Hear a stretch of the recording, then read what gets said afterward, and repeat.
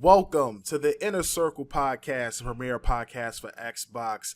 Today we have with us special guest Drew Karpyshyn, famed writer of Knights of the Old Republic, games that we remember classics like Jade Empire, Mass Effect 1 and 2, and a host of Star Wars novels. I am very excited to have him on today's show. I can't talk enough about the work that you have done within the industry. All of us fans that love the lore and stories of the things that you created, we are all excited about having you on the show to sort of pick your brain on what went into some of the games that you created, as well as the process of being a writer in the industry. Because a lot of us feel like this is starting to sort of become lost in this oversaturation of multiplayer games and battle royale scenes. We don't want that essence of storytelling to be lost on gamers. So I'm really excited to have you on the show, and I just want to thank you and say I appreciate you stopping and hanging out with us today. Hey, no problem. I'm glad to be here, and hey, I love to talk story. I love story, and great to talk about what it could do in games and its role and its possible future. Absolutely. So, when you started in your career, what got you into the gaming industry and what inspired you to want to become a writer for games? So at the time, when I first started, first company I started with was Bioware, and it was right about the time they were finishing Baldur's Gate 2. They were just wrapping up on that. And I was going to university in the same city that the original Bioware studio was founded. That's a city called Edmonton, Alberta, Canada. And I was working on my master's degree in English, and there was a little ad in the English department newsletter that said, writers looking for D&D style computer game. And growing up, I had played, all the games like Wizardry, and I don't know if your listeners will remember, but way back there's something called the Gold Box games, which were D&D games. And I had also written a book, or was in the process of writing a book for Wizards of the Coast. Set in there, Forgotten Realms. And I thought, okay, this sounds like a potential, contract job for a couple months of work. So I went in and met with the people at Bioware, met with the founders, the two doctors, Ray Mazika and Greg Zeschuk, and the man who was kind of the driving creative force, James Olin. And I realized, this is like not some small garage company. They were already 100 employees. They'd already released the first Baldur's Gate. I started looking into it, realized this is a pretty big deal. I had no idea how big a deal it was. And luckily, they liked my samples that I had sent them, and they liked the stuff I had to say in the interview, and they hired me, and it was a full-time job offer. And I was like, maybe I don't need to finish school. So I dropped out of school and started working in the games industry, and everything just took off from there. Wow, that's awesome. That's incredible. Yeah. So, all right, Knights of the Old Republic.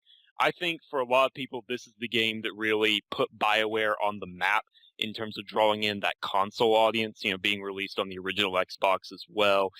It really broadened the spectrum there. Talk us through that. How'd that come about, working with LucasArts, writing the story, the incredible plot twist, which people still revere today? Talk us through that.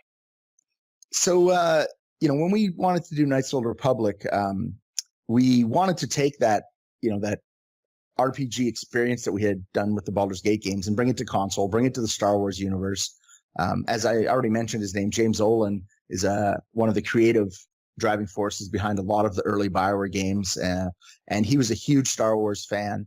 And he was one of the main drivers behind that. LucasArts had taken an interest in putting out a Star Wars role-playing game.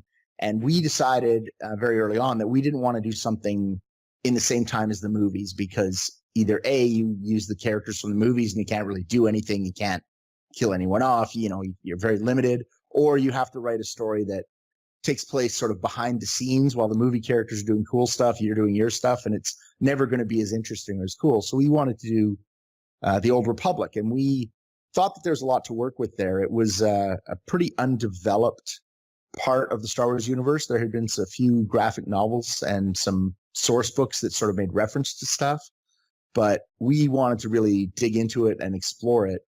And And that was sort of our starting point. And then we just started looking at the common themes of Star Wars. The things like obviously the light side versus the dark side, but also, family and companions and friendship. And, there's always in some of the best Star Wars, what I think is the best Star Wars movie, there's the big twist of, Vader revealing his identity as Luke's father. So we wanted to have something that echoed that. And we basically wanted to capture the spirit of Star Wars, but in our own unique setting. And so I think we did a pretty good job of coming up with the various themes and trying to get the feel of Star Wars right. Because even though it's set, thousands of years before the movies, the Star Wars universe is pretty stagnant. It hasn't technologically changed very much over that time. So people who play it, if you didn't really pay close attention, you might not even realize it was set that far in the past, right? It just kind of feels like the current Star Wars universe, but there's a little different political system. There's more Sith and more Jedi as opposed to what was in the movies at the time.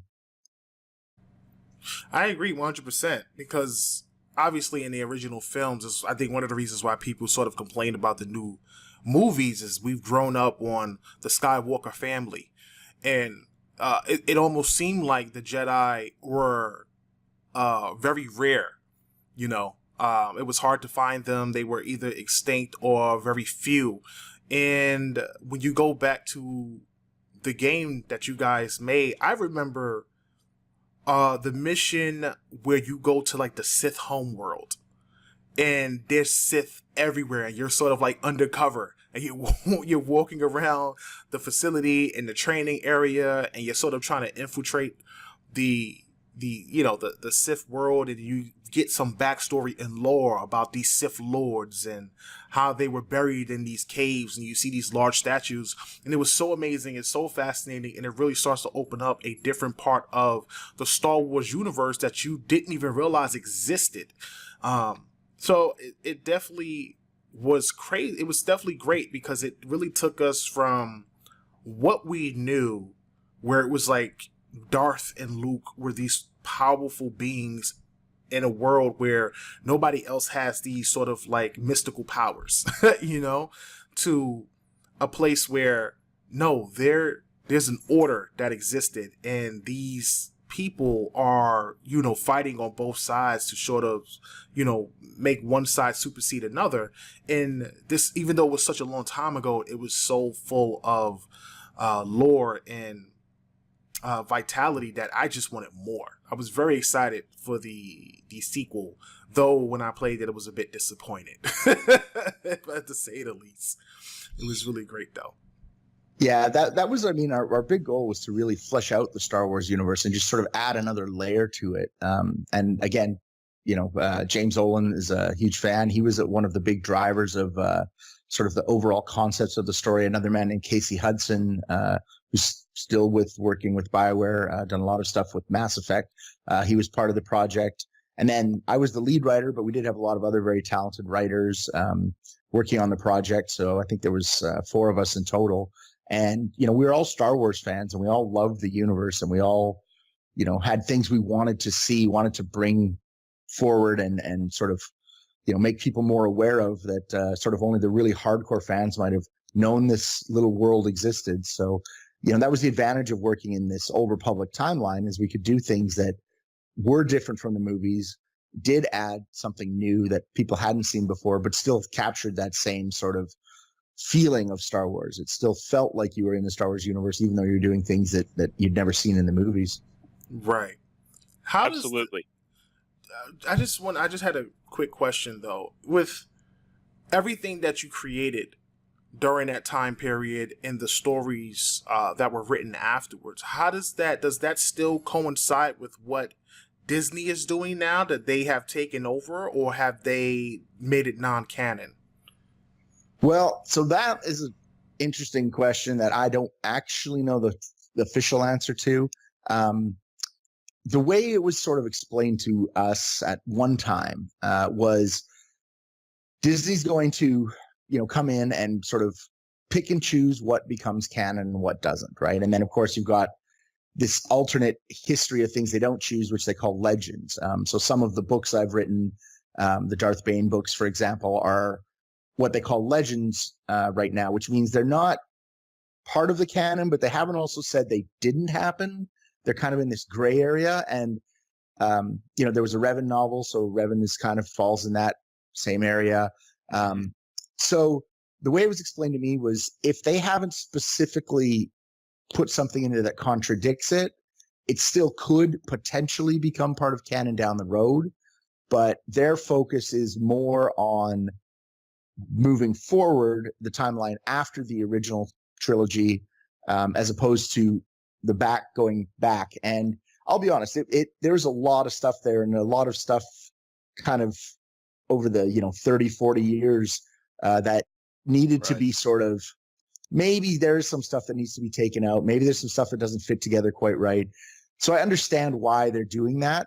But as far as I'm concerned, I'm like, yeah, it's still part of the Star Wars universe. It's still out there. They still sell the novels. You can still play the game. So I'm like, they haven't completely disavowed it. But officially where it stands in the the canon spectrum, and that is something I honestly don't know the answer to. So all of us Revan and HK-47 fans can still breathe a sigh of relief to at least some degree right now. Yeah. Absolutely. HK, that's my man. I like HK. He was awesome. When you guys were writing through the big reveal for the first game that, this whole thing has been a setup, the player character is actually the Dark Lord Revan, going under amnesia, the Jedi reprogrammed him or her. Did you guys realize what a gold mine you had just struck? That how incredible it was going to be considered as the years went on? Well, so here's the funny thing about that. So much of it comes down to execution. So at the time, we were looking at, other films that had done reveals and at around that era, one of the ones that had come out fairly recently was The Sixth Sense. So spoilers if people haven't seen it. But when I watched The Sixth Sense, I knew pretty early that Bruce Willis was a ghost. I tend to usually see twists coming, and there's lots of clues. But the way they revealed it, with callbacks to other things that had happened, it made it very impactful, and it sort of shows you all the clues.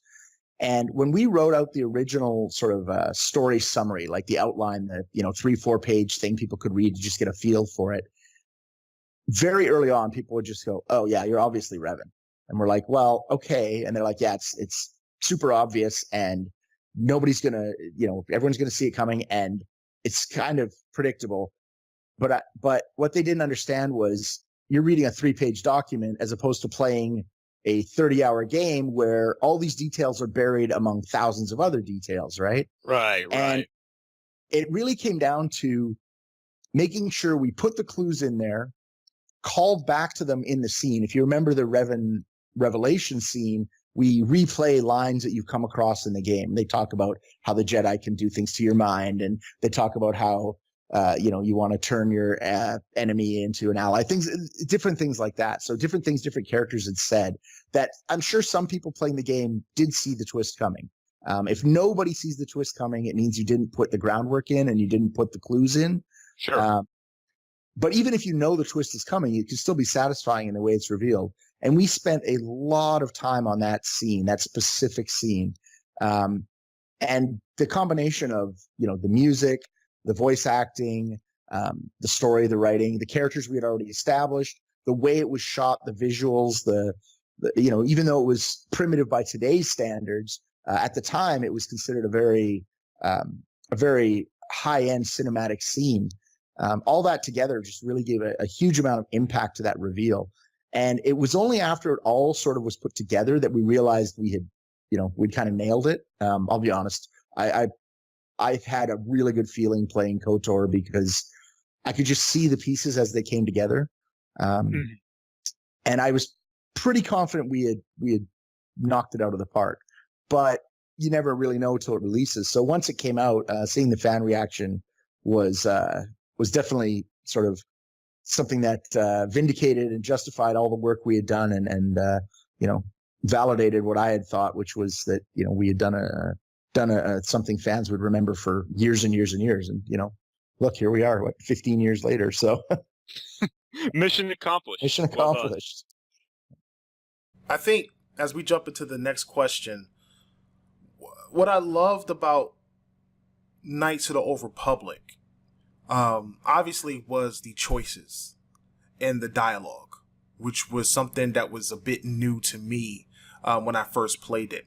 So when Mass Effect came along, I knew immediately I was going to be into this game because I'm a big sci-fi fantasy guy. I grew up in the 80s. I loved Star Wars and Conan and Terminator and Aliens. So for me, that was it. Everything sci-fi, anything fantasy related, I was into it. So when Mass Effect came along, I was like, oh, this is definitely going to be a day one game for me. And I was completely impressed with it from the jump.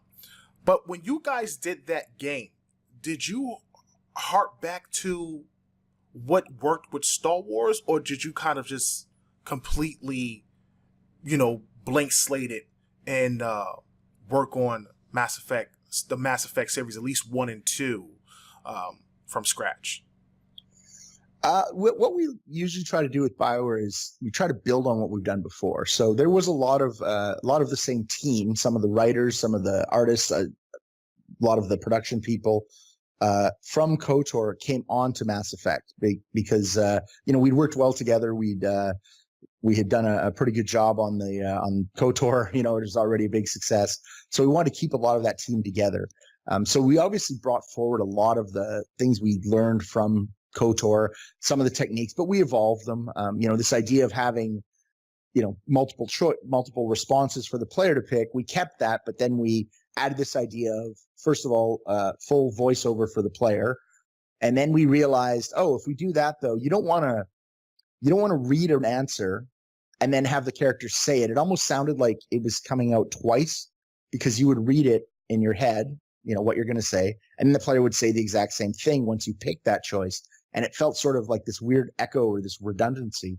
So then we had to come up with this whole paraphrase system where we had to give people an idea of what they were going to say in a way that would, when they picked the choice, would let it flow into the actual voice of Shepard and still feel natural and not break up the sort of the cinematic feel of the scene. So, we took some of the lessons from KOTOR from that, and then we built on them.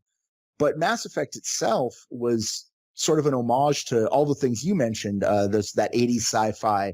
And Star Wars was part of that, Aliens, Blade Runner, Alien and Aliens, both of them, the Blade Runner movies, Star Wars, all of that stuff. We really wanted to, get elements of those into Mass Effect, all the things we love. Terminator is another one, as you mentioned. And, Star Wars is part of that too. And they all have it's hard to describe, but there's just a spirit or an essence to that time, that sort of golden age of golden age for us, because like you, we grew up in that era. And the sci-fi movies that came out then, there was just something about them that we felt connected them all in some way, and we wanted to try and bring bits of that into Mass Effect. So we definitely have things in there that are, influenced by Star Wars and these other films. We definitely have things that are influenced by the way we tell our stories, the way we present them.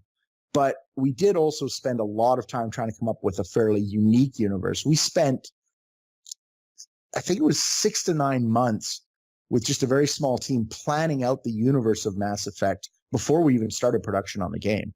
Figuring out what the different races were, the different species, what the planets were, how the political system worked, how the technology worked, just so we had this, this base to build on. And then as you work on the game, you add bits and pieces and things can change and evolve. But we had a pretty solid thing fleshed out because it was a new universe. Nobody had seen it. We wanted to make sure we had all the details done. And that's something that it's very important in games, but it's hard to do sometimes because it can feel like you're spending a lot of time not making the game. You're spending 6 months planning and no production is being done and there's nothing to show for it. And you really need the money people or whoever's in charge, whoever's calling the shots. They really have to trust that you're doing this for the right reasons and that it's going to pay off in the end. And at the time, Bioware was still owned by Ray and Greg. They were running things. And, they gave us that kind of freedom. And, it's tougher now with the big companies like EA and that, they've got so many projects going on. If you spend 6 months and you say, yeah, here we've got a 3-page outline after 6 months, they're going to look at you and say, well, what have you been doing? Where's all that money going? Right. Plus they might have 100 people in the studio waiting for you to get this done. So, it's a little bit different now when you go to make a game. You still want to put that background in, but there's different pressures. And, luckily we were sort of in an era where we could take that time and, do different versions. And, I wrote up so many different versions of the Mass Effect universe that never saw the light of day because, we changed things, we redid things. And, it's definitely a different process than what we use now. Wow. Well, I'll tell you this, that pre-production effort paid off. Whenever I played through Mass Effect, and I've played through that series probably 4 or 5 times by now, full disclosure, the work put into the codex always amazes me. I'll spend hours just pouring through they put the work into this and if Element Zero was a thing, this would make sense. That could work. It's just, it really paid off and it gave that universe a sense of life that many others just don't have. At least in my opinion, it really did pay off. So thank you for the effort spent on that. Now, I've actually often argued that Mass Effect is not really 3 separate games. It's more Mass Effect 1, Mass Effect Part 2, Mass Effect Part 3. I'm not sure how you guys feel about that. You were involved with the writing on the first 2 games, but not the third. Can you talk about that in any way? How that affected things? Or? Yeah, so we knew it was going to be a trilogy right from the start. We were pretty sure that's the direction we wanted to go. And the idea was in the first game, we wanted to introduce the Reapers. And the second game, we wanted to, expand on what the Reapers were doing, sort of build on that. And then the third game, you would finally get the ultimate victory or find the ultimate ending to this Reaper threat. But we didn't have a lot of the details fleshed out. You have to be flexible. So we did the first Mass Effect game. It's pretty much a standalone story on its own. It has a complete, beginning, middle, end. And then from that, we then, went to Mass Effect 2 to keep going on it. And we took things that we didn't know, we didn't know people would kind of react to Cerberus the way they did. We thought they would just be this small little detail thing that, comes up in a couple little side missions. But for some reason, it resonated with people and it became a much bigger part of the universe than we initially expected. So when we went to Mass Effect 2, we were like, well, we need to bring Cerberus into this more. We need to make this more of a part of the story. And I was there for the first 2 games. And then the reason I left was mostly because I was moving to Austin. I was tired of, I grew up in Edmonton and I just was tired of the winters. They're brutal. I was done with ice and snow. I wanted to move on, and Bioware had opened a studio in Austin, Texas, that was working on the Star Wars MMO. So they wanted me to come down and help out with that as well, because of my experience, obviously, with Knights of the Old Republic. So it was a good fit. That's the reason I left Mass Effect. There wasn't anything political about it. There wasn't anything, I'm still on good terms with most of the people on the team. A lot of them are still there. And we had a couple ideas for the third game. We had 3 or 4 different ways we could have gone, ideas we had thrown out, but they were very, very raw. Nothing was fleshed out. We had said, well, maybe dark energy is the key. Maybe something about humans is unique that causes something. Maybe there's this, maybe there's that.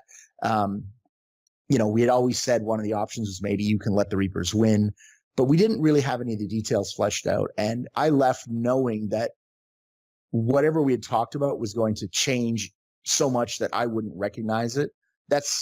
You got to accept that. If you're not going to be part of the project, you have to realize that other creative people are going to come in and do their thing. So, sure. For me, it was something that I had been part of.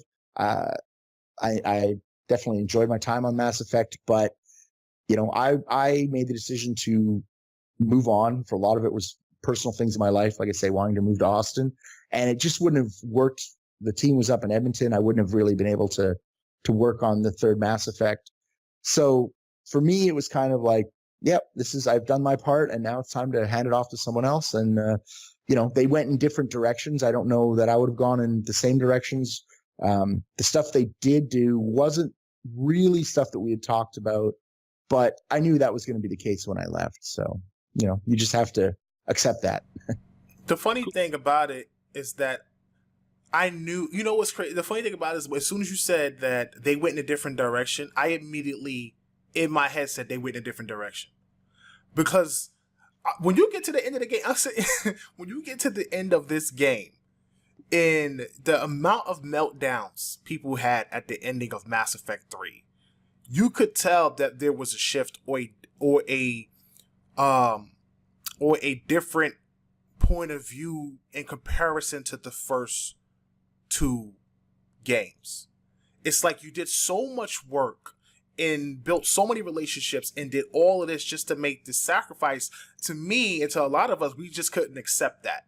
And I guess they tried to do their best to fix it in the end, but I don't know. For me, I always felt as great as Mass Effect the series was, I always felt a little like I got the short end of the stick when it came to the end of the series. This is the thing I always say is endings are super important, and they're very hard, right? Especially the end of, like, not just a game, but this whole trilogy, right? And you need a lot of time. And I'll be honest, I don't know that they were given the time they needed to pull it all together. I feel like, and this is me speaking as someone who wasn't part of the project, didn't see what was going on. Of course. Because there's a lot of really good stuff in Mass Effect 3. Like, as a game, it's a really great game, but a lot of people sort of, the last thing you see is that ending, and it didn't work for a lot of people, and I understand why. And it's unfortunate because I think it overshadows all the good stuff that was in the game, all the, the hours and hours of stuff. If you had stopped it 5 hours before the game was over and said, "What do you think so far?" They would have been like, "Awesome." 98%, whatever. Like, they would have loved it. And it's just that ending didn't quite click. It didn't, I think they tried a couple things that didn't quite work. And again, I do feel like it might have been, they weren't given the time to work it, to, try their first pass and then say, "Oh, this isn't quite working. Let's change some things. Let's do this. Let's do that." Now, this is me speaking off the cuff, not knowing. So, whether that's true or not, but that's a common theme in the video game industry. I mean, you saw that in KOTOR 2 as well. The group that did that, it wasn't Bioware, it was a company called Obsidian, and they were not given the time to make that game what it could have been. There's a lot of potential there, but that's part of the reason Bioware didn't do it, is they wanted it in a year, and we said it takes more than that to make a game like this. It's going to take. Excuse me. Yeah, and then they said, okay, well, we'll get someone else, and the lack of time showed, and again, that's something that unfortunately the video game industry's changed quite a bit, and with games costs, the cost of games rising so much, it's harder to change your schedules, and the releases now are such big events, and you have to get them so far in advance. Bioware used to say, when is the game going to release? And we'd say, when it's done. When is it going to be ready? When it's finished. We were very cagey. We wouldn't give release dates. We had internal deadlines, but we were not afraid to move them if we needed to.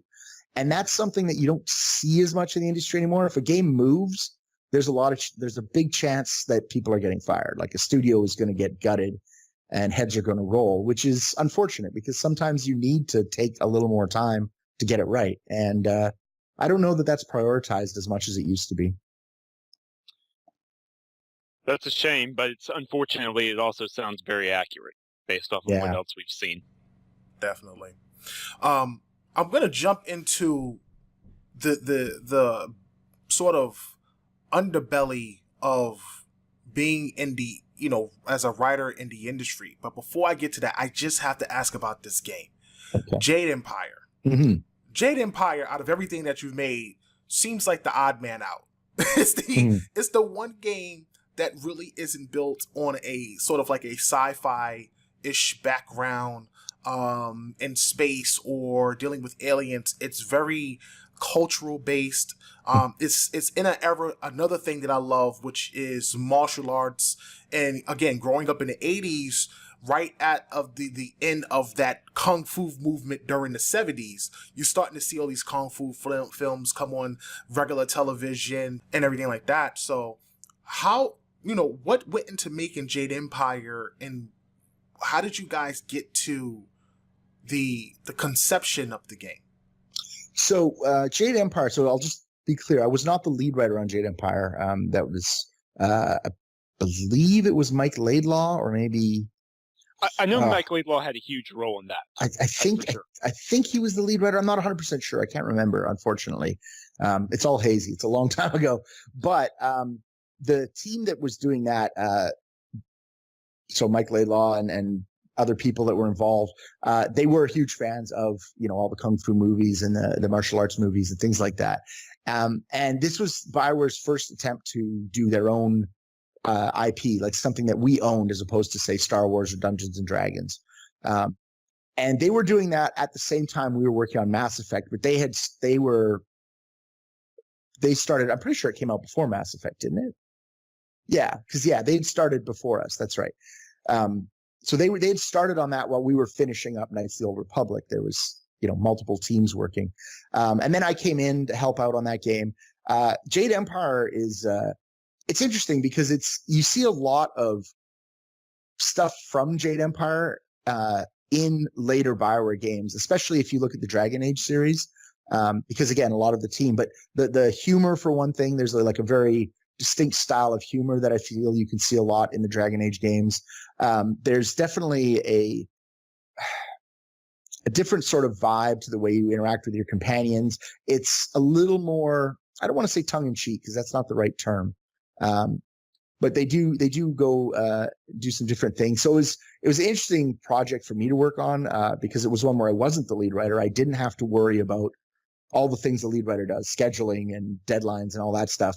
And they just gave me little bits and pieces and said, hey, here's some stuff. Do you want to try something here? So I got to write some stuff that was a little more out there than what I might have written if I had been the lead writer, because I was like, it's their job to make it fit. So, but yeah, I don't know. Jade Empire was an interesting concept. I think, unfortunately, one of the things they discovered was that the audience for it wasn't as big as they had hoped, and that was part of the problem. And I'm not quite sure why that is, because I feel I like you. I loved martial arts movies. I think it's awesome. We had a lot of people like that in the company, but it just didn't have the same kind of mass, not Mass Effect. That was poorly choice. Didn't have the same kind of broad appeal that like science fiction or fantasy has. And again, it comes down to a matter of, unfortunately, economics, because it is the game. The people who love Jade Empire love Jade Empire. Like, it is definitely a game that the fans who are into it are really into it. But it just didn't have the kind of the numbers that, like, say, a Mass Effect did or a Dragon Age did. And unfortunately, you have to make some of these decisions based on economics. And, right. that's the way it goes. I think coming out at the tail end of the OG Xbox when the 360 was right around the corner probably didn't help matters either. Yeah, I mean, that's probably part of it too. Yeah. It's a great series. I mean, it was a great game. I thought it would make a great series. It's unfortunate that a lot of games that turn out to be really good but get overlooked for whatever reasons, whether it's taste or cultural differences based on the lore and what the story you're trying to tell, may turn people off. People miss out on such a great game, but I'm glad that it has a cult following and you have people out there that try to keep it alive, and maybe BioWare one day may look back at it and try again sometime in the future. But man, it was a great game. It was another fantastic game that I really love, along with Knights of the Old Republic. So it was really good to hear about it and how you guys sort of came up with the concept and building towards that game. It's unfortunate what happened to it though overall. obviously, I know for a fact we can't get anything about Anthem, and that's perfectly fine. That's on the horizon. That's on the day of reckoning, known as February 22nd. So we'll come to that when we get to it.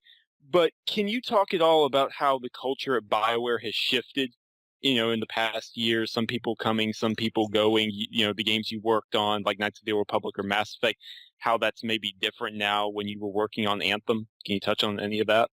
Yeah, I can. So, I mean, part of it is it's not just a shift in BioWare. I think it's a shift in the industry in general. But the thing I've noticed the most as someone who, is focused on the story and the plot and the characters as opposed to the gameplay and the graphics, for example, is games have become much, much, much more expensive.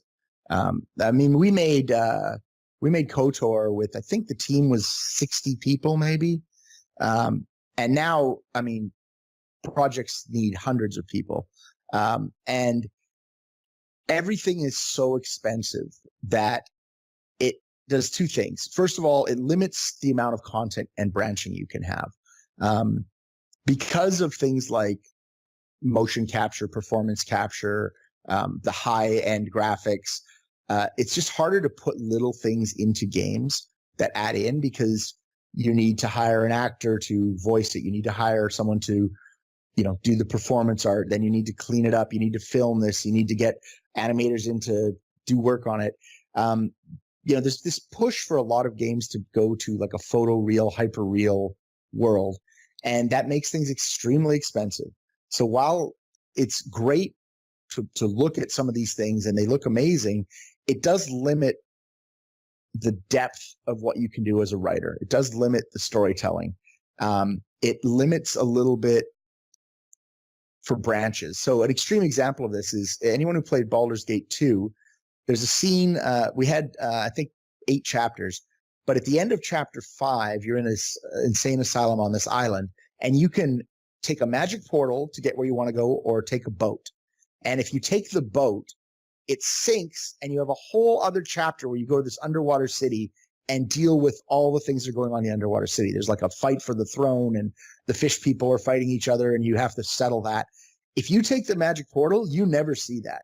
Like, that's hours and hours of content that you just don't see.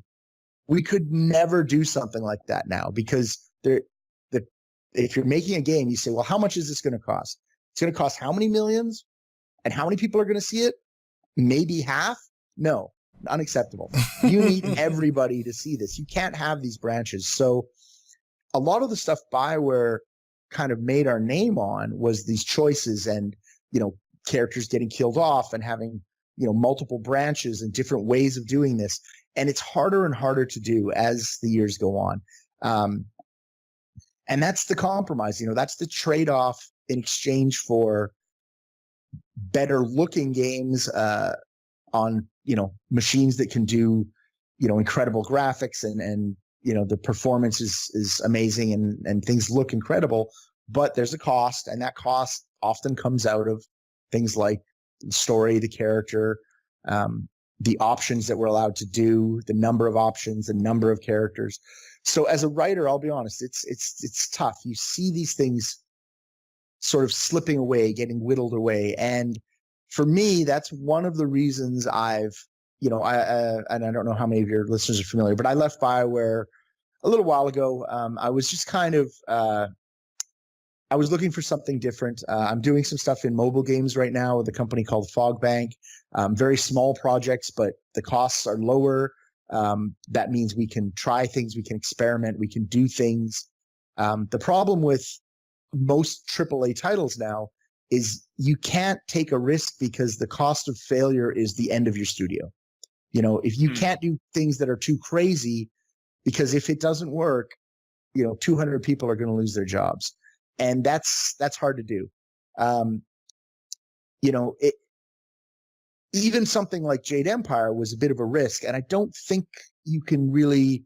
It'd be very hard to get a studio like BioWare that's owned by EA, a studio of that size with that kind of, money behind it and shareholders who want answers and executive boards. It'd be very hard to do something like a Jade Empire because it is a little bit off the beaten path. It is a little bit different. The thing is, when you do that, sometimes you get magic, and sometimes some of the best stuff that happened in some of our Bioware games were because we took those chances. But it's harder and harder to take those chances now. And that's just something in the industry I've noticed. It's become much more difficult to do that kind of thing. Games have a better appreciation for story. Just about every game wants some kind of story or narrative now, but it's harder to put it in than it used to be.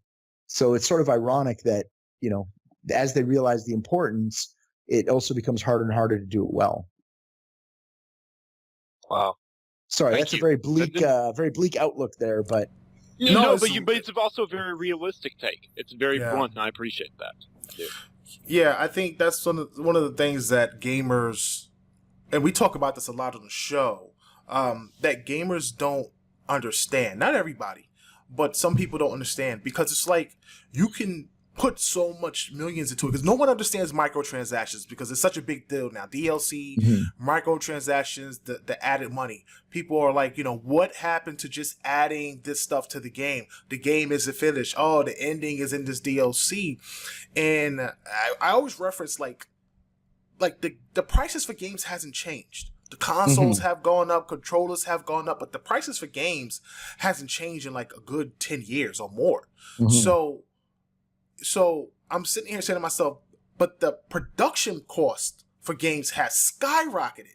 You know, you're making games for $50 million, $75 million, and then if the game doesn't do well, oh my Lord, I don't even know what the repercussions of that is. So being able to have DLCs and money coming in consistently over time for one particular game to keep that game going helps. And as much as we don't like it, I think that is the way of the industry going forward. And that's one of the things that I don't people understand. It saves a lot of jobs at the same time because production goes up, because a lot of these games are almost as big as movies, bigger than some movies. They really are now. And that's exactly like you said, it's the cost of games has stayed pretty much stagnant. You know, you're looking at $50-$60 for a game usually. I mean, might be more, but you can almost always find a game for $50-$60, right? That's if you get it new. Now you're not even factoring in the people who get a used game, right, from GameStop or something like that, because the cost on that to the publisher who puts the game out, we get zero, right? So, and I'm not going to go around and tell people, hey, don't use these things, but you know, they've become much more popular. And it's not even, you know, piracy was always an issue, but I don't even think piracy was the real issue. It's this secondary market, which is why games are trying to find ways to make sure you still have the game, you're still playing the game. And if your friend wants to play, they can't just borrow yours. They have to get their own version because they want to be in the game while you're in the game, which is why multiplayer has become so integral to almost every game. Because they are like the budgets you said, you're not exaggerating. I mean, those are budgets for games, $75 million. And you think, you know, if you sell, you know, 5 million copies of a game, that's a big game for most games. You know, there are definitely some games that sell way more than that, but the Mass Effect games, you know, 5 million would be a solid sale. And you're like, oh, well, that's $50 a game. That's 250 million. No, because half of that goes to the retailer. So half of that goes to whoever's selling it, Walmart or whoever's carrying the game, right? eBay, or not eBay. Sorry. What am I talking about? Sorry, I'm blanking. Anyway, people know. Wherever you go buy the game, half of the money goes to them. So now we're down to 125 million. Plus, a lot of that money goes to the publishers or the money people, not the studio. Right. So they might get 30%. So all of a sudden you're down to 60 million, 70 million, and the game cost 90 million to make. Well, we just lost money. Right. So that's selling 5 million copies. So it's become the kind of thing where if your game isn't doing, you know, Call of Duty or FIFA numbers and you're not selling 10 million copies, you're not making money on that game. You have to make money on the back end, which is the microtransactions and things like that. And that's just the reality of the industry, unfortunately. Wow, that's definitely. I hope guys appreciate that insight. I really do. That was definitely eye opening. Okay, so we got to get into the technical process because as a writer myself, who's working on his own epic fantasy novel. I always wanted to get into the industry as a designer. And then over time, I realized that I'm not going to be a designer. So I'm probably going to see if I can try to get a writing gig at some point in my life, if ever possible, or maybe a creative director position. What is the writing process for a video game like? Like, what is it like? What does it entail? So I can only speak to how we did things at Bioware, and Bioware was and still is a pretty good place to be a writer. You have a lot of influence and power as a writer that other companies maybe don't have. From what I understand, a lot of companies will, start to come up with a concept for a game, and then at some point they decide they need story, and then they contract some writers to come in, and the writers kind of are hired contractors that come in and work with what's already there to try and add story. But there are other studios, and Bioware is one of them, where you have writers that are there full time from the start to the end. So what we would do is the beginning of a project, let's say Mass Effect, right? We get a small group. So you have probably like the lead artist, the lead writer, whoever the producer is, lead programmer, maybe a gameplay type person. You figure out what kind of game you're making, right? Is it a shooter? Is it a whatever? You figure out the kind of game you're making, and then you start figuring out the world you're trying to build and what kind of stories you want to do in that world. And you spend, as I said earlier, if you do it right, you're going to spend months figuring all this stuff out, because it's very hard to change once you start production. Once you start bringing other people onto the team, once you start prototyping stuff, any change becomes astronomically expensive. So you want to make sure you have that locked down before you start bringing people onto the team. And what we would do is we would kick these ideas around. We would talk about stuff. The concept artist probably does some sketches. I go and I write up a little summary or a story. We meet again after a few days. We go through it. We talk about what people like, what they don't like. We hammer all this out. Then once you have that base done, and it can take months, then you start figuring out, well, now what are the specifics of how the story is going to be told? What are the scenes we need? Where does the game begin? Where does it open? What is going on? Very much like a movie script. You come up with a script of what's going to happen, where and when, and you kind of have to piece this together. The thing is, with a game, at least with Bioware games, often the story is going to be 15, 20, 25 hours of content, whereas a movie is 2. Now, some of that content is gameplay, but a lot of it is dialogue, is like scenes, cinematic scenes. So we're probably trying to piece together 6, 7, 8 movies worth of stuff, if not more. So then you need to realize that one writer's not going to get it done. So you bring in other writers. So every writer comes in, they all have to get on board. And then you basically, what we've always done is everyone kind of knows the overall story, and then you give each writer their own little piece. So in KOTOR, each writer had certain planets they were responsible for. And the lead writer has to make sure everything fits together and kind of stay on top of it all, and also get your own stuff done. But that's why it's a hard job. But the writers, we want to try and give them enough freedom to do something fun that they enjoy, that is unique, that they can add their own little things to it, but make sure it still fits in the story. And you kind of break into smaller teams, and each team does their area, whether it's a planet, whether it's a region in Dragon Age, a world that you're doing, whether it's the specific arc of a character. If we have like a romance character, or like in Mass Effect, every character had their own. In Mass Effect 2, each character had their own like side plots, the missions where you had to go get the character, and then you had the loyalty missions. Each writer would have one character where it's like you're responsible for all of this character's missions. And it's just a good way to divide things up. And so as you're working on the game as a writer, a lot of times you aren't seeing what the other writers are doing because your head is down on your stuff. And it's all going on concurrently. So the lead writer is trying to make sure it all fits together. And, you're kind of in your own world. And then every once in a while, you might get a chance to see something someone else is doing. You're like, well, that looks cool. I'd love to, spend time with that. But you just don't have the time.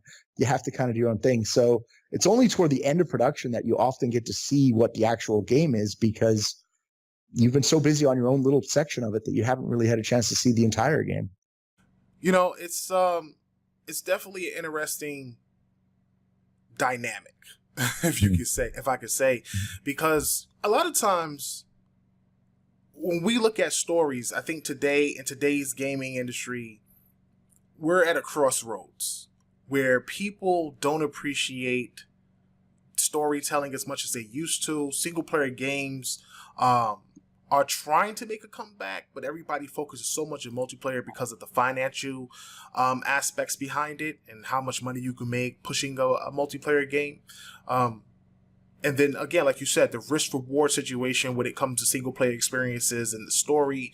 A lot of times now stories are limited because of the graphics and things. So when you're really good at good story, I think it needs to be appreciated with all the work people put in. The only thing that disappoints me out of everything is that the writers don't get enough credit. Well, and that's the one thing that bothers me a bit. Yeah, I mean, of course, I agree with that. I mean, this is one of the things that, it's with Bioware games, I feel like we have gotten a fair bit of we do get our share of credit in Bioware games. Bioware's known for its writing, and it's a good place to work as a writer. But across the industry, I think you're right. Writers don't get a lot of credit. They are a bit of an afterthought. With the move to multiplayer, I mean, it is harder to tell story in multiplayer. There's more pieces. There's more things going on. And a lot of the quote unquote story in multiplayer is the story that the players make with each other, like what they're doing together becomes part of the story as opposed to what the writer has created for you to interact with.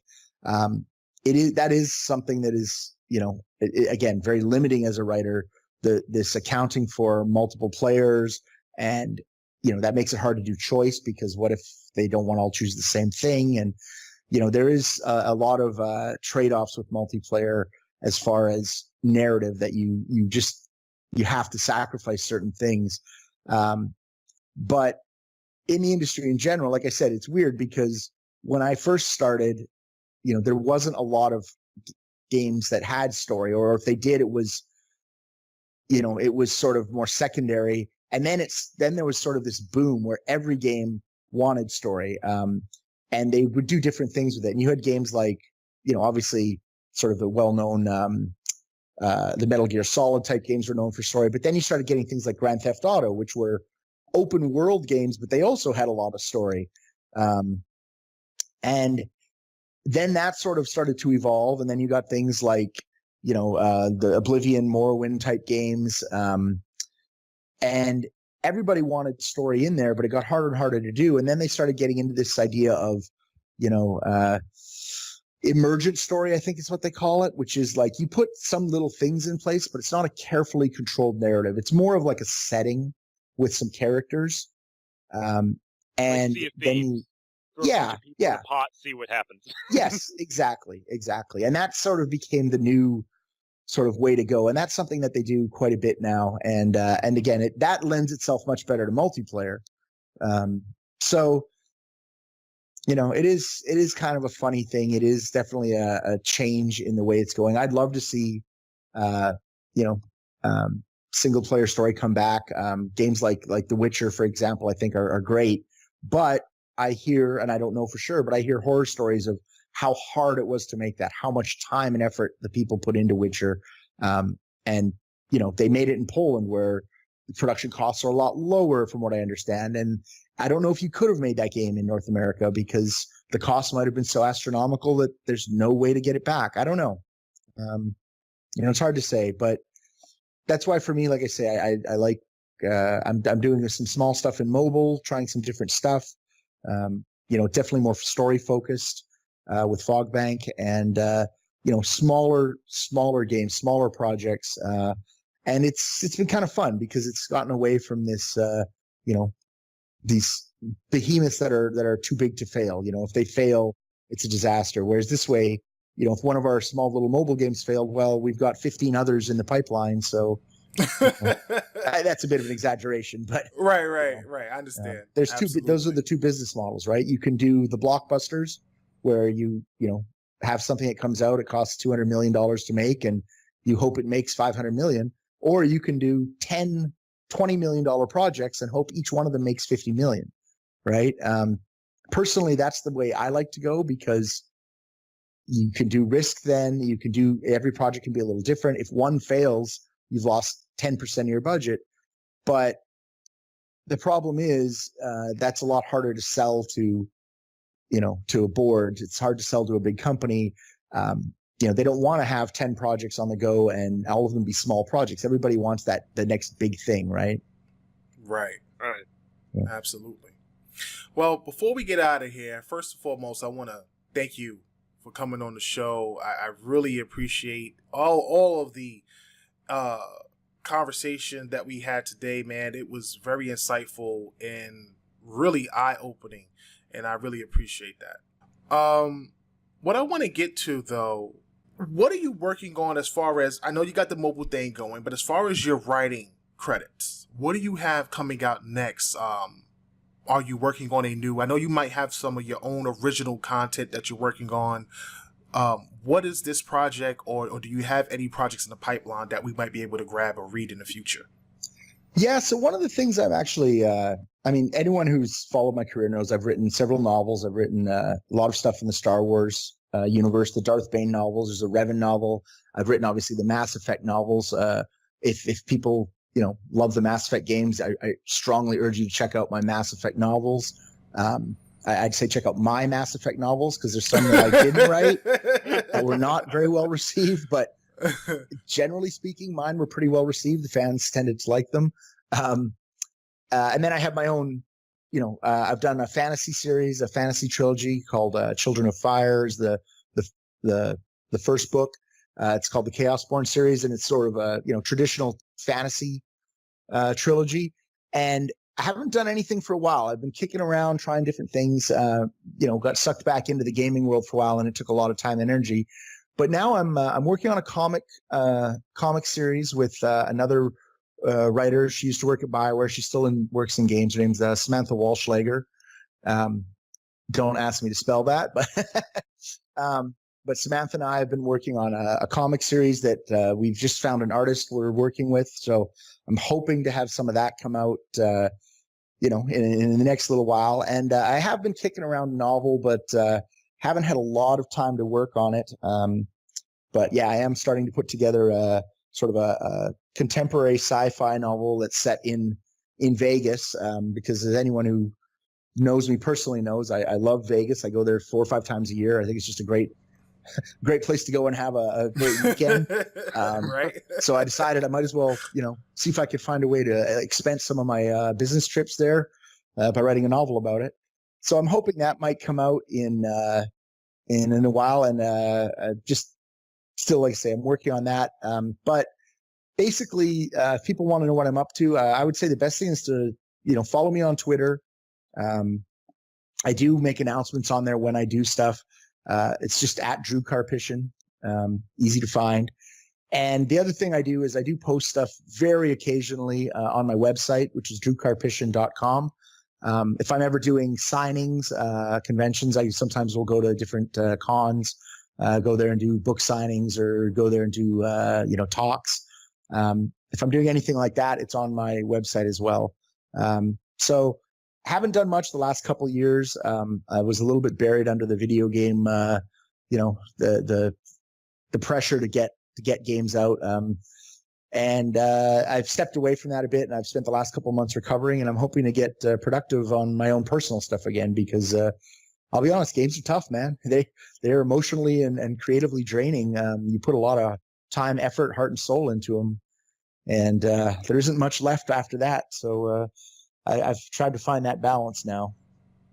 Yeah, I feel you. I mean, I've watched Amy Hennig, who has gone through her fair share of drama over the last couple of years. If we watched this unfold as media in the industry, and following these great writers of such phenomenal games, and seeing her go through what she had to go through, and then go to EA, and then that situation, and now she's sort of building her own thing, sort of like, not in the same vein of what you're doing, but also along the lines where she's going independent and working with studios where you can get the type of products that you want to be able to create without the pressure or the or sort of being stunted by a big AAA because of the budget and things like that. So that's really, really awesome. I look forward to it all.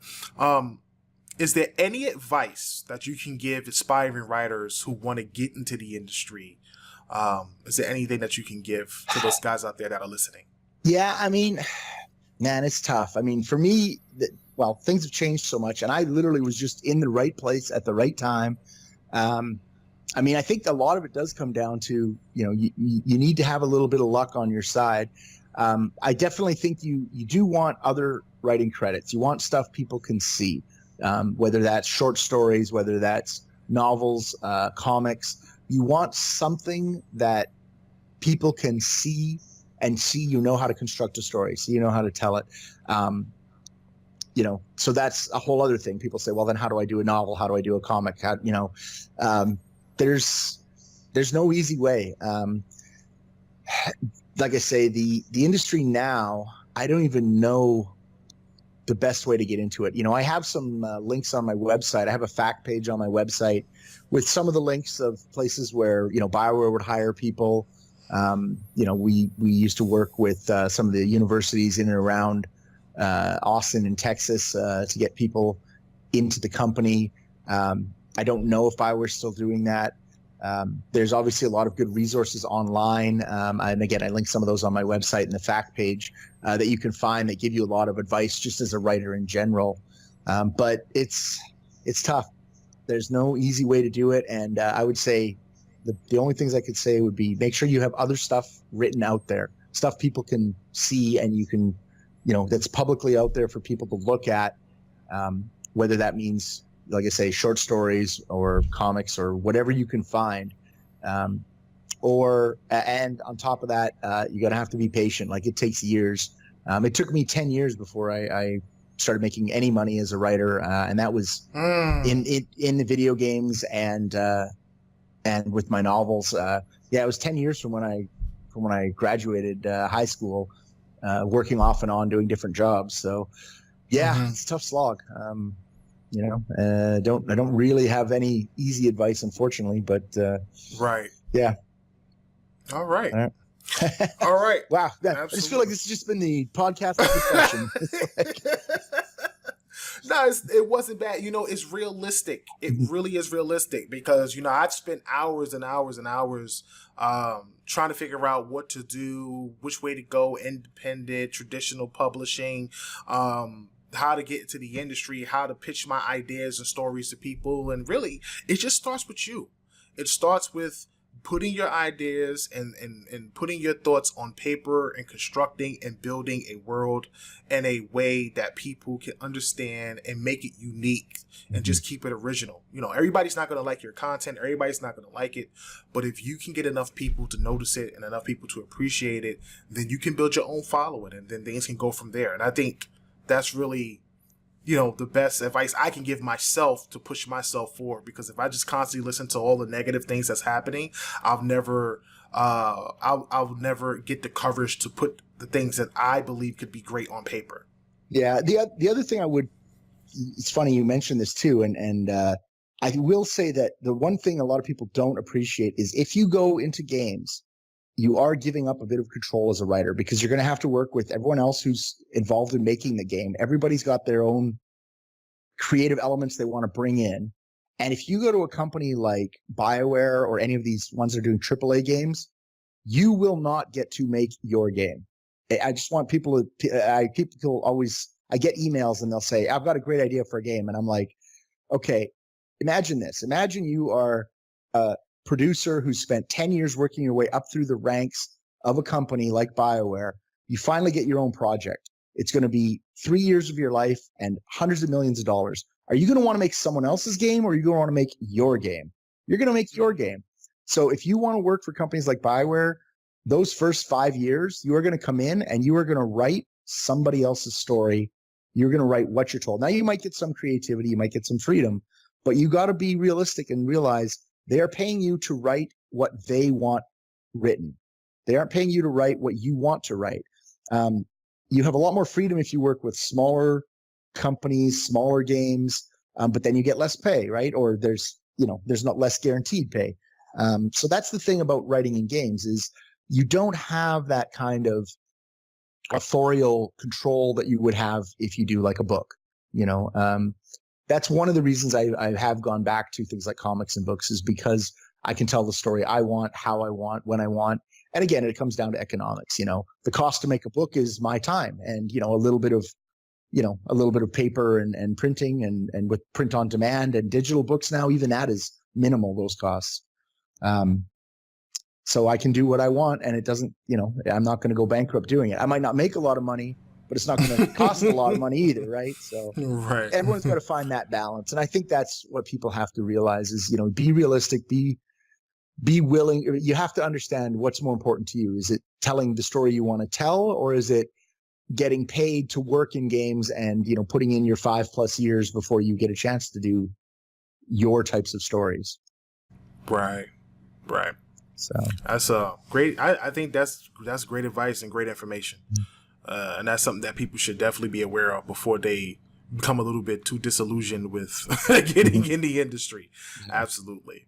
Well, Drew, I want to thank you once again, man, for coming on the show. I really appreciate it. The conversation was amazing. I can't talk enough about everything that we've heard in the history and the background of all these amazing games that we love and fell in love with over the time and wish we got more of. And hopefully we get to see more of your projects, whether it's mobile or on consoles in the future. Thank you so much, Drew, for taking the time to talk to us. As a huge fan and as a journalist, it's been an honor. It really has. Well, thanks for having me on, guys. I really enjoyed it. And I appreciate you reaching out to me. Absolutely. And hopefully we can get you on in the future. Maybe when your game comes out, we could talk to you on your next project with, what's the name of your company again? Fogbank. Fogbank. Yeah. Fogbank. Yeah. We could work well. Yeah, that would be pretty cool. Fogbank. Unfortunately, I can't say a lot about it right now, but they are putting out some other stuff too. And people should check them out. If you like story and games and you want to try something a little different, you can check their stuff out. I'm not sure if they've got something released yet, but I know there's something coming pretty quick. So, absolutely. Yeah. Well, we'll keep an eye out for it, and maybe we'll hit you up in the future to get you on to talk about it. Cool. Awesome. All right, Drew, you have a great day. I appreciate you once again, and we'll talk to you soon. All right. Thanks, guys. All right. Thank you, dude.